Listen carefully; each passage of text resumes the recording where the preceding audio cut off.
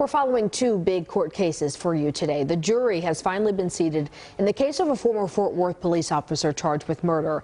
But it's not what everyone expected. We'll talk about that in just a moment. Right now, though, a jury is deliberating a case of a former Deep Ellum bartender accused of assault. Austin Sheffield was caught on camera 3 years ago punching a woman in a parking lot. It did make national news after police first arrested the woman involved. Andrea Lucia is live from the courthouse tonight. Any updates, Andrea, on when we could see a verdict here?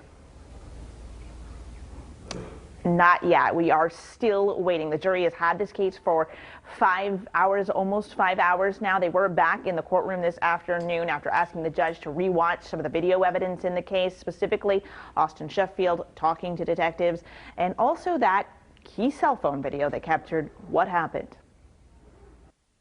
If you don't remember, Austin Sheffield was apparently upset because LaDejanique Lee was blocking the exit to a parking lot.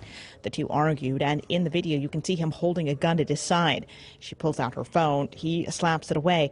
That's when she hits him, and then he starts punching. Sheffield is charged with aggravated assault. He's also charged with obstruction because prosecutors claim he intervened with Lee's attempt to call for help. But his defense attorneys are arguing she started the fight. No one has testified that any threat was made. The state wants you to believe that the pulling of a gun in and of itself is a threat. They want to marginalize LaDejanique Lee. It's really reinforcement of what his attitude that night. I'm better than you. Lee did end up smashing the windows on Sheffield's truck, and police did initially arrest her. That charge was later dismissed, and charges were filed against Sheffield, but only after public backlash, a fact his defense attorneys have brought up.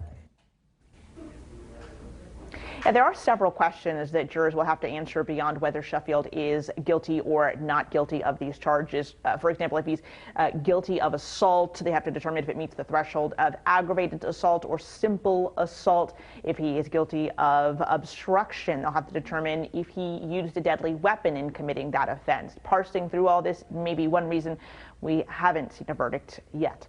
Reporting live in Dallas, Andrea Lucia, CBS 11 News.